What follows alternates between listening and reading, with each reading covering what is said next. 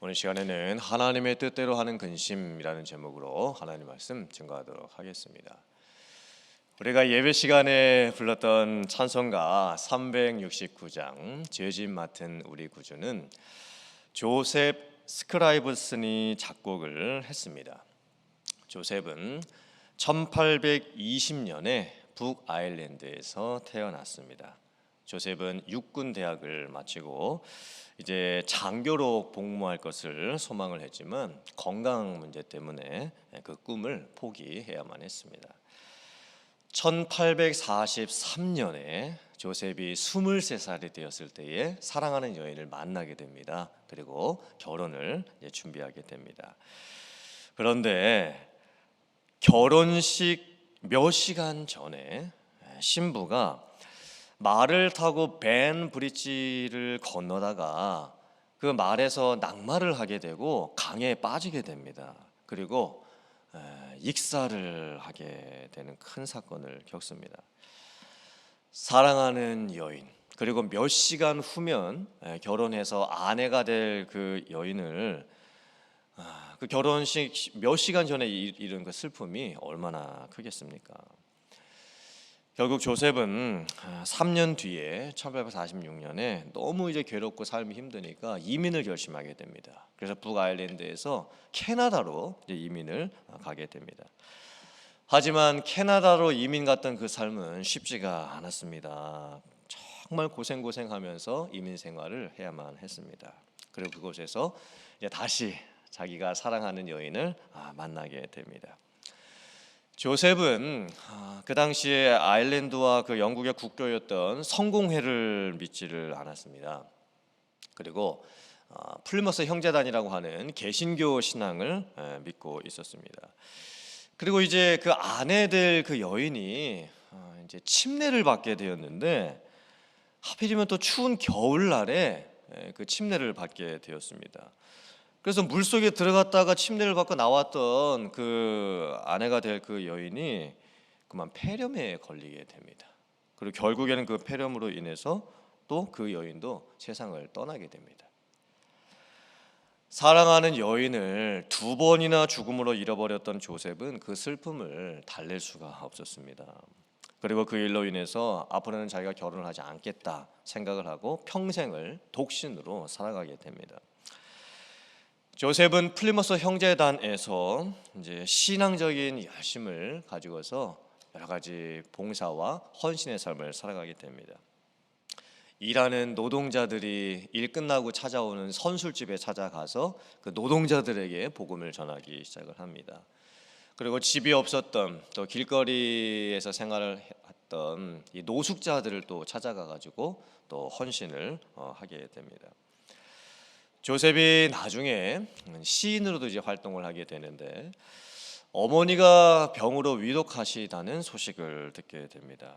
그래서 그 어머니를 위해서 이제 시를 써서 보내게 됩니다. 그리고 나중에 이제 미국의 한 그 작곡가가 그 조셉이 썼던 시에다가 곡을 붙여가지고 노래를 만들게 되는데 그것이 바로 우리가 부르는 죄짐 맡은 우리 구주 찬송가입니다. 150년 동안 전 세계 기독교인들에게 큰 은혜와 위로와 소망을 주는 찬송이 되었습니다. 그 가사를 보면 이렇게 돼 있지요. 근심 걱정 무거운 짐 아니 진짜 누군가 피난처는 우리 예수 우리 주께 맡기세. 이 말씀을 보면 근심 걱정 염려 아니 진짜가 없습니다. 걱정 안 하면서 사는 사람은 없습니다. 그때 우리가 어떻게 해야 하는가? 맡겨야 합니다. 누구한테 그 근심을 맡길 수 있겠습니까? 예수 그리스도입니다. 사실 우리들이 이 세상을 살아가면서 무엇을 먹을까, 무엇을 입을까, 무엇을 어디에서 또 자야 할까, 이 걱정은 할 수밖에 없는 걱정들입니다. 걱정을 안 하면서 살아갈 수가 없습니다. 세상 걱정은 아담의 형벌로 말미암아 인류에게 주어져 있는 죄의 결과입니다. 그래서 우리는 늘 근심을 하면서 살 수밖에 없습니다. 우리가 세상 근심을 하게 되면 결론이 어떻게 될까요? 때로는 자지 못하고, 때로는 먹지도 못하고, 또 스트레스를 받고, 결국에는 우리는 사망에 이르게 됩니다. 한 평생 걱정하고 염려하고 근심하다가 결국 우리는 죽습니다. 한많은 인생을 살다가 한을 품고 죽게 되는 것이 우리의 인생의 모습입니다. 우리가 어떻게 걱정을 안 하면서 살 수 있을까요? 어떻게 근심을 안 하면서 살 수 있을까요? 빌립보서 4장 6절부터 8절까지의 말씀입니다. 아무것도 염려하지 말고 다만 모든 일에 기도와 간구로 너희 구할 것을 감사함으로 하나님께 아뢰라.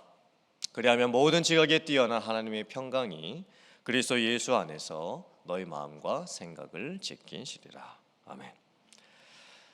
내가 걱정하고 염려한다고 해서 내가 내 키를 조금이라도 크게 할 수가 없습니다. 나의 능력 밖에서 벌어지는 일들에 대해서 내가 아무리 염려하고 근심한다고 해서 내가 내 힘으로 그것들을 해결할 수가 없습니다. 우리는 세상 근심이 생길 때마다 기도할 수 있어야 합니다. 모든 염려와 근심과 걱정을 하나님께 맡겨야 합니다. 물론 우리는 최선을 다해야 합니다. 어떤 일을 앞두고서 힘든 일을 우리가 겪게 됐을 때 내가 할 수 있는 최선을 다해야 합니다. 하지만 우리가 길을 계획을 할지라도 그 걸음을 인도하시는 분은 하나님이십니다. 그렇기 때문에 우리는 더더욱이 하나님께 모든 것을 맡기고 기도할 수 있어야 합니다. 그때 우리에게서 근심이 벗어지게 되고 하나님께서 주시는 평강이 우리 마음에 있게 될 줄 믿습니다. 그런데 오늘 성경 말씀을 보면 아주 독특한 말씀이 나옵니다. 하나님의 뜻대로 하게 되는 근심에 대해서 말씀을 합니다. 세상 근심은 사망을 이루는 것이지만 하나님의 근심은 구원에 이르는 것이요 회개함에 이르게 되는 것이라고 말씀을 합니다. 그러므로 하나님의 뜻대로 하는 근심은 우리가 해야 되는 근심입니다. 하나님의 뜻대로 우리는 근심할 수 있어야 합니다. 하나님의 뜻대로 하는 근심이 도대체 무엇을 말씀을 하는 것일까요? 바울 사도는 교회에 대한 걱정과 근심이 참 많았습니다. 특별히 고린도 교회에 문제가 너무나 많았기 때문에 바울 사도는 고린도 교회를 위해서 참 많이 생각을 하고 걱정을 하고 또 근심을 했습니다. 바울 사도가 제2차 선교 여행을 하면서 고린도에 처음 가게 되죠. 그리고 교회를 개척해서 고린도 교회를 이제 세우게 됩니다. 그런데 약 시간이 한 3년 정도 흐르고 났을 때 고린도 교회 내에서 여러 가지 문제가 발생을 합니다.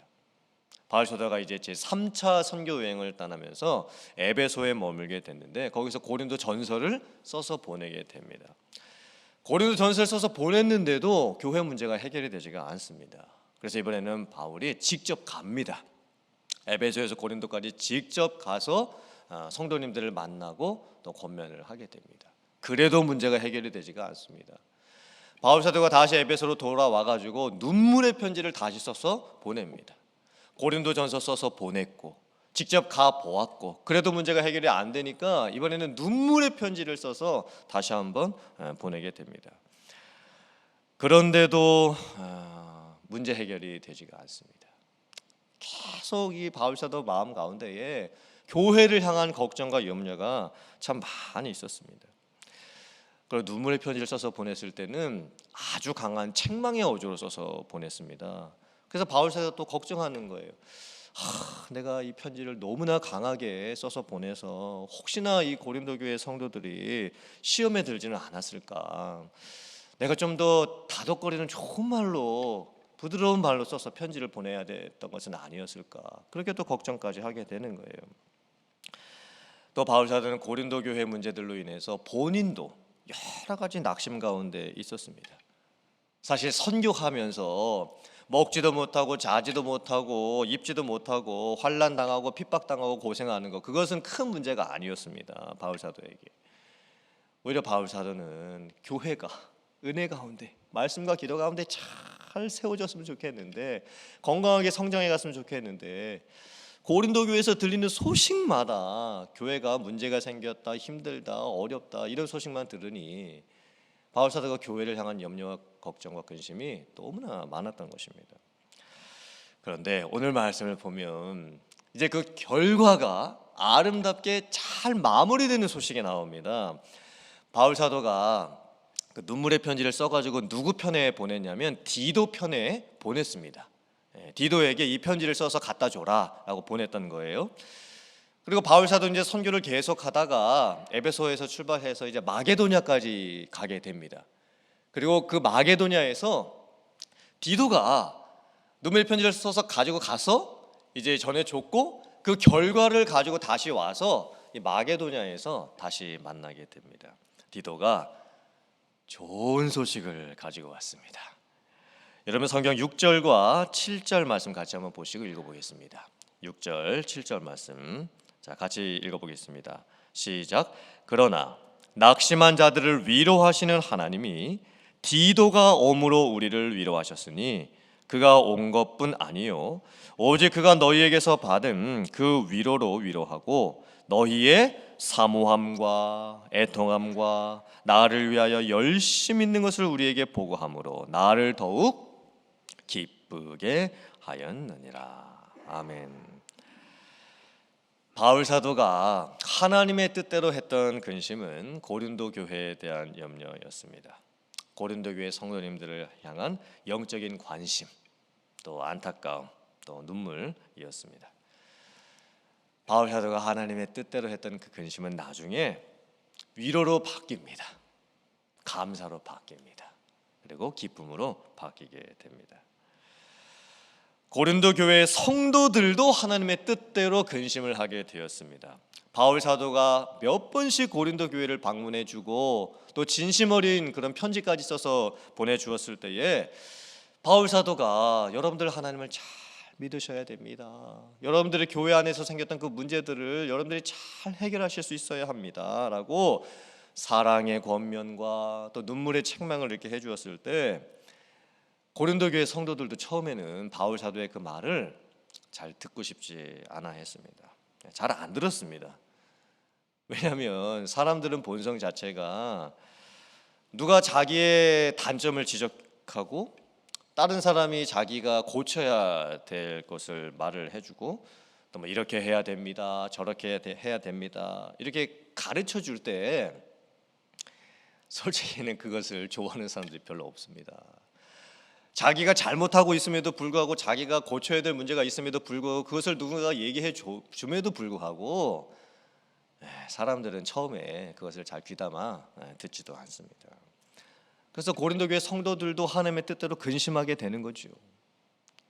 내가 지금 무엇을 잘못하고 있는지, 내가 무엇을 고쳐야 될 것인지 하나님의 뜻 안에서 지금 고민하고 있는 것입니다. 그리고 그 하나님의 뜻대로 했던 근심은 선한 열매를 맺게 됐습니다.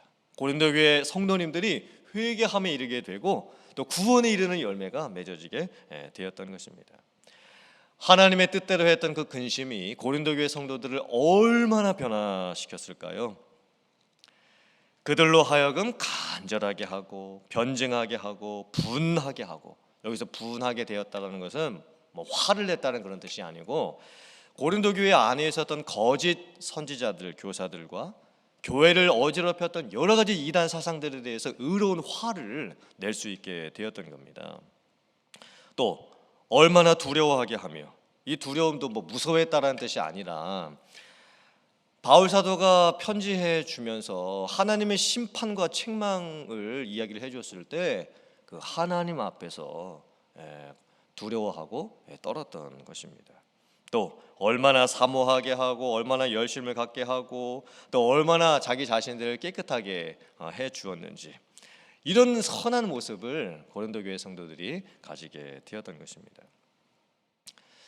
오늘 이 말씀을 보면서 우리들이 깨달아야 하는 것이 무엇일까요?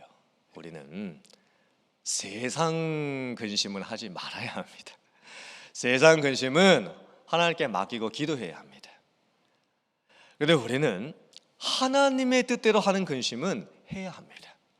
그런 근심은 많이 해야 합니다.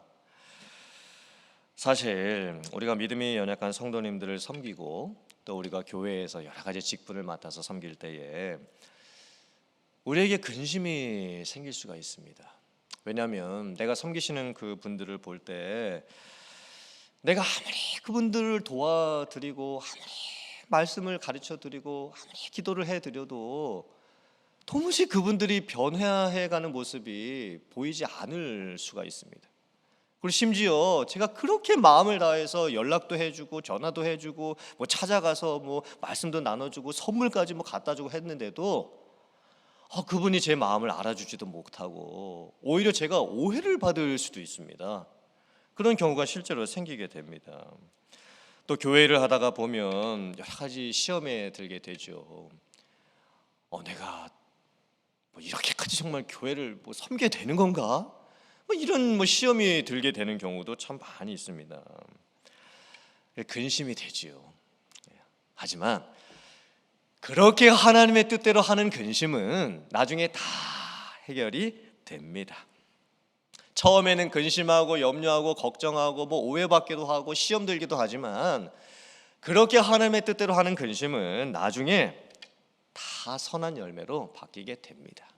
그래서 우리는 사람과 교회를 또 세상을 향한 그 섬김을 멈춰서는 안 됩니다.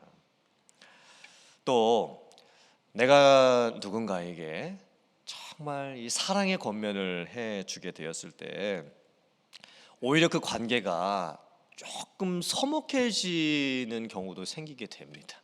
왜냐하면 사람과 사람의 그 인간관계 안에서는 사실 그분은 본인이 듣고 싶은 말만 들으려고 하시지 제가 아무리 그분을 위해서 좋은 말을 해주어도 그분이 그것을 처음에 잘 안 들으실 수도 있습니다.